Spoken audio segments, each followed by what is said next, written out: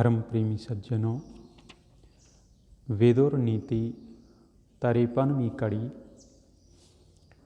8 संख्या के उपदेश को पूरा करके वेदोर जी 9 संख्या को लेकर के उपदेश कर रहे हैं। नवद्वारम इदम वेश्म त्रिस्थूणम पंच साक्षिकम क्षेत्रज्ञ अधितिष्ठतम विद्वान यो वेद स परः कवि।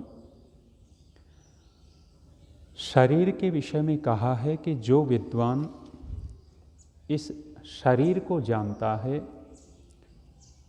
वो कवि है, बुद्धिमान है, क्रांतदर्शी है। और इसी तरह के मंत्र और श्लोक अन्यत्र भी आए। अथर्ववेद के अंदर इस शरीर को 9 द्वार वाला कहा है। कांड 10 सूक्त 2 मंत्र 21वां है। श्वेताश्वतर उपनिषद में भी 3:18 में 9 द्वार वाले इस शरीर का वर्णन किया है। गीता के 5वें अध्याय में भी इस शरीर को 9 द्वार वाला कहा है। कठोपनिषद में भी इस शरीर को 9 द्वार वाला कहा गया है। शरीर का एक नाम यहाँ दिया है वेश्म।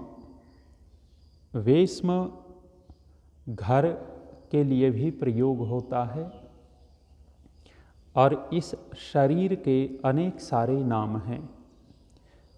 गीता में इसको क्षेत्र कहा है, आत्मा को क्षेत्रज्ञ कहा है।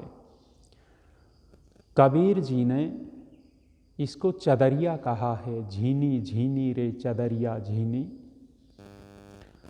अन्य अन्य लोगों ने भी अपनी अपनी दृष्टि से शरीर के नाम रखे हैं।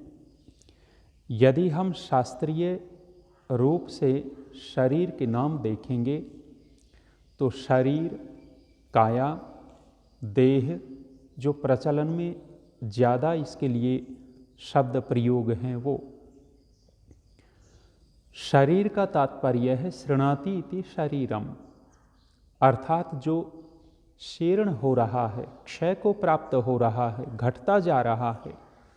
जिस दिन बच्चा पैदा होता है उस बच्चे का जो शरीर है उसी दिन से वो क्षय की तरफ बढ़ रहा है। यदि हम कहें तो ये शरीर नाश की तरफ बढ़ रहा है और कहें तो मृत्यु की तरफ बढ़ रहा है। जिस दिन इस शरीर का निर्माण हुआ उसी दिन से शीर्णता की तरफ बढ़ना शुरू कर देता है। इसलिए इसको शरीर कहा है। देह, देह का भी इसी तरह का अर्थ है। दीह उपचय, जिसके अंदर चय और उपचय हो रहा है, अर्थात जिसमें वृद्धि और क्षय होता है। इस शरीर में वृद्धि भी होती रहती है, कुछ कुछ बनता भी रहता है और क्षय की तरफ भी बढ़ रहा है, नष्ट होने की तरफ भी बढ़ रहा है। तो यहाँ विदुर जी ने इसका नाम दिया है वेश्म, घर। और ये किसका घर है, कैसा घर है, इस घर का वर्णन किया। 9 द्वारम, घर में द्वार दरवाजे होते हैं। घर में 2 दरवाजे, 3 दरवाजे, 4 दरवाजे हो सकते हैं चारों दिशाओं में। अंदर जो दरवाजे होते हैं उनका वर्णन नहीं होता। घर के अंदर अलग अलग कमरों में दरवाजे हो सकते हैं। स्नान घर में दरवाज़ा हो सकता है, रसोई घर में भी दरवाज़ा हो सकता है। लेकिन घर के जो मुख्य द्वार हैं वो बोले जाते हैं भी इस घर में 1 द्वार है, 2 द्वार है, 3 या 4 हैं। तो यहाँ द्वार कहा 9 द्वारम। इस शरीर के अंदर 9 दरवाजे हैं, 9 छिद्र हैं। और 9 छिद्रों का वर्णन किया। 2 आँखें, 2 कान छेद हैं इनमें, 2 नाक के छिद्र 6 हो गए, 1 मुंह का छिद्र और 1 उपस्थेंद्रिय का छिद्र और 1 मल द्वार वाला छिद्र। ये 9 छिद्रों वाला, 9 द्वारों वाला घर है। और कहा त्रिस्थूणम, स्थूण कहते हैं खंभों को। जैसे ये यज्ञशाला खड़ी है तो खंभों के ऊपर खड़ी है, तो इस शरीर के कौन से खंभे हैं जिनके ऊपर ये शरीर खड़ा हुआ है, जीवात्मा का घर खड़ा हुआ है? तो यहाँ त्रिस्थूण कहा है, वात, पित्त और कफ। ये शरीर वात, पित्त, कफ के आधार पर खड़ा हुआ है। आयुर्वेद में इस वात, पित्त का बड़ा वर्णन है।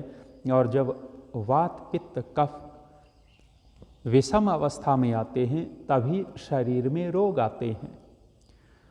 साम्य अवस्था में पूर्ण रूप से ये शरीर स्वस्थ होता है। कुछ थोड़ा हल्का सा संतुलन इनका बिगड़ता है तो भी शरीर पे विशेष प्रभाव नहीं पड़ता, विशेष हमें पता नहीं लगता। किंतु यदि वात अधिक बढ़ जाए, इनमें विषमता आ गई तो शरीर को पता लगता है और रोग आ जाता है।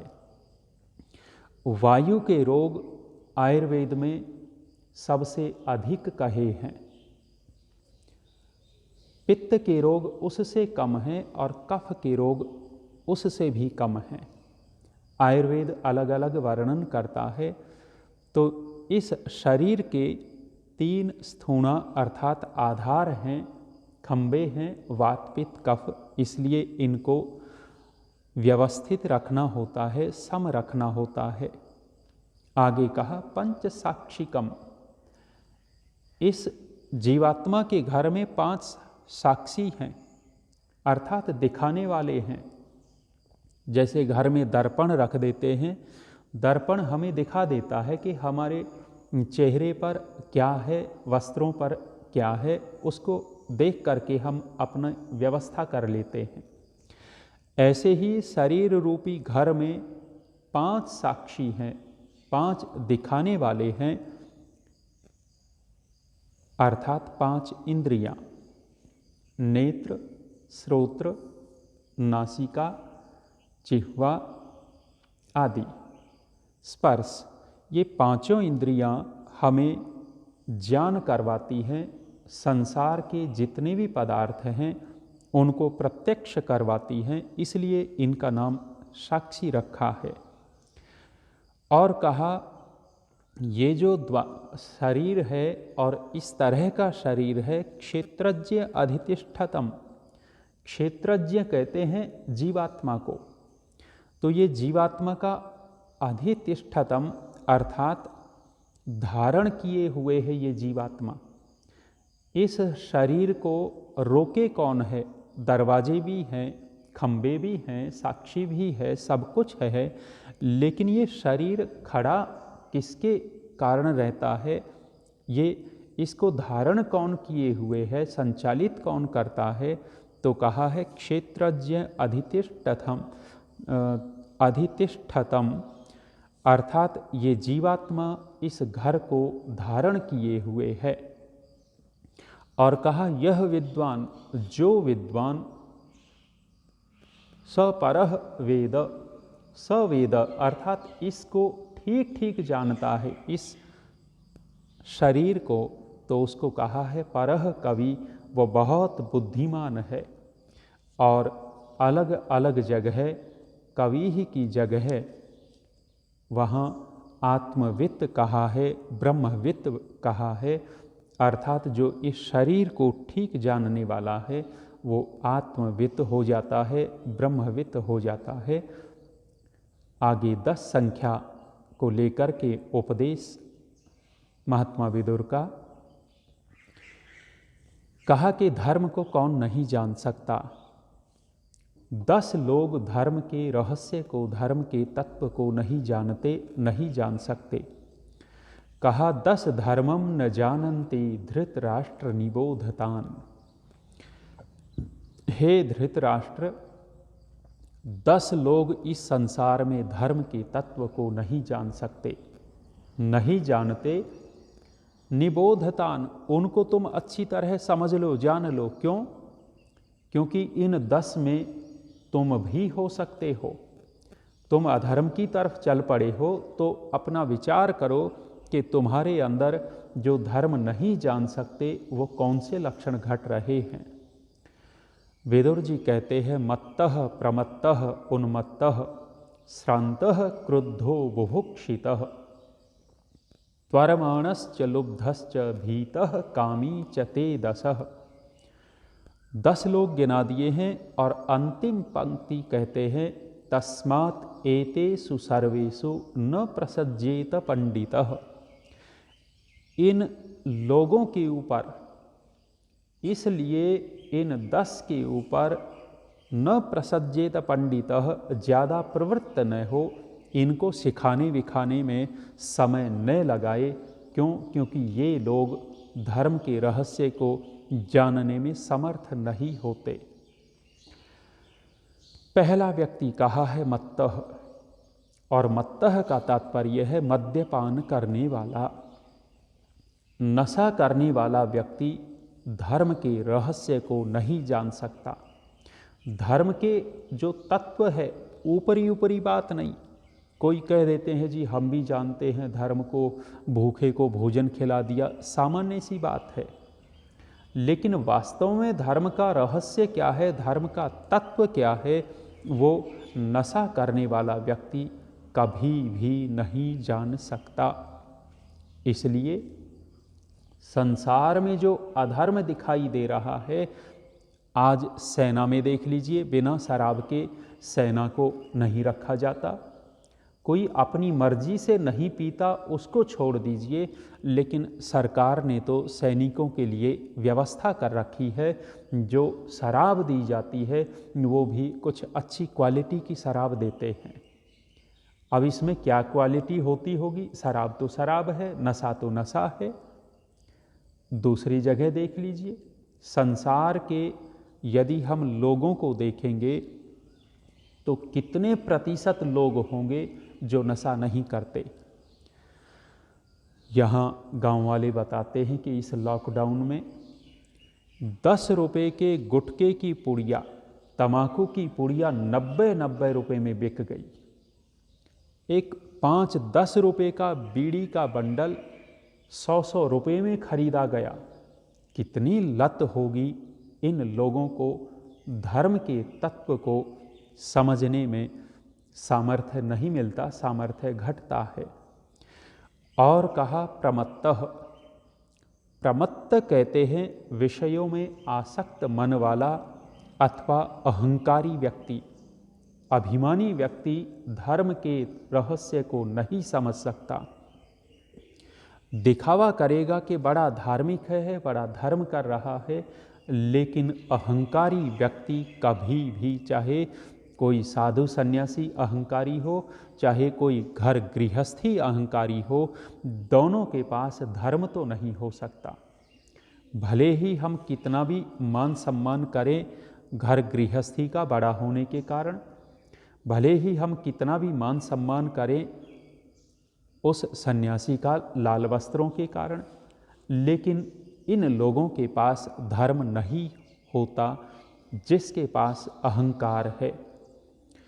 और कहा उन्मत्तः, उन्मत्त का तात्पर्य है पागल, उन्मादी, बुद्धि से विक्षिप्त जो हो गया है। विक्षिप्त व्यक्ति भी धर्म के रहस्य को नहीं जान सकता। पागल खाने में आज तक किसी ने प्रवचन नहीं रखा है। जेल में उपदेशकों को ले जाकर के प्रवचन करवा लेते हैं, दूसरे स्कूल कॉलेज में ले जाकर के प्रवचन हो जाते हैं, वकीलों के बीच में प्रवचन हो जाता है, अन्य अन्य जगह प्रवचन हुए हैं, होते हैं, करते हैं, लेकिन किसी पागल खाने में किसी विद्वान को बैठा दिया जाए और 100-200 पागलों को उनके सामने बैठा देवे और कहा जाए कि विद्वान जी प्रवचन करो। वो कितना भी अच्छा प्रवचन करे, कितनी भी धर्म की बातें सिखाना चाहे, लेकिन वो पागल लोग उनकी बातों को नहीं समझ सकते।